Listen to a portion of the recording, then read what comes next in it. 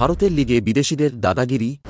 আইপিএলের ইতিহাসে দামি কোন ক্রিকেটার 2003 সাল থেকে শুরু করে 2023 সাল পর্যন্ত অনেক পথ চলেছে। প্রতি বছরই আইপিএলে নিলাম হয়েছে, এদের মধ্যে প্রায় প্রতিবার চমক দিয়েছেন প্লেয়ার থেকে শুরু করে ফ্র্যাঞ্চাইজিগুলো। কোনো প্লেয়ার কোটি টাকা নিয়ে বাড়ি ফিরেছে, আবার কোনো প্লেয়ার খালি হাতে ফিরেছেন। তবে ইতিহাসের পালা ঘাঁটলে দেখা যাবে আইপিএল ভারতের হলেও এখানে আয়ের দিক থেকে দাদাগিরি দেখিয়েছেন বিদেশি প্লেয়াররা। বিদেশের মাটিতে বলছে এবার নিলামের আসর। পুরুষদের আইপিএলে এবার নিলামদার হবেন মহিলা। তিনি ওমেন্স প্রিমিয়ার লিগের নিলামদার মল্লিকা সাগর। তাঁর হাতুড়ির ঘায়েই এবার প্লেয়ারদের ভাগ্য নির্ধারিত হবে।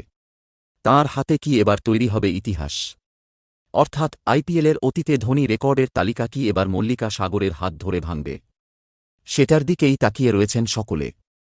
এবার আশা করা হচ্ছে একাধিক বিদেশি প্লেয়ার যেমন ট্রাভিস হেড ও প্যাট কামিন্সরা বড় দর পাবেন। সদ্য সমাপ্ত বিশ্বকাপে তাঁরা সবাই ভালো পারফর্ম করেছেন, ফলে তাঁদের উপর এবার ফ্র্যাঞ্চাইজিগুলো বাজি ধরতেই পারে। তবে আইপিএলের ইতিহাস দেখলে সবথেকে বেশি টাকায় যারা দল পেয়েছেন তাদের 5 জনের মধ্যে প্রত্যেকেই অবশ্য বিদেশি। ভারতীয়দের লিগ হলেও এখানে বিদেশিদের দাপাদাপি দেখা গিয়েছে। 2023 সালের আইপিএল মেগা নিলামে সবথেকে বেশি দাম পেয়েছেন 3 জন।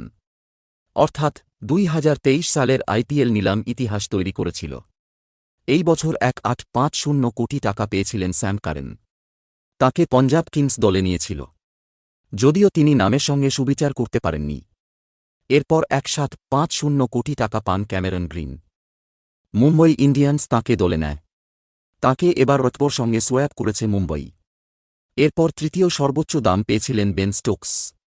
চেন্নাই সুপার কিংস 1625 কোটি টাকা দিয়ে তাঁকে দলে নেয়। তিনি যদিও নামের সঙ্গে সুবিচার করতে পারেননি। অর্থাৎ আইপিএলের ইতিহাসে সবথেকে বেশি দাম পাওয়াদের মধ্যে 3 জনই 2023 সাল থেকে। এরপর রয়েছেন ক্রিস মরিস।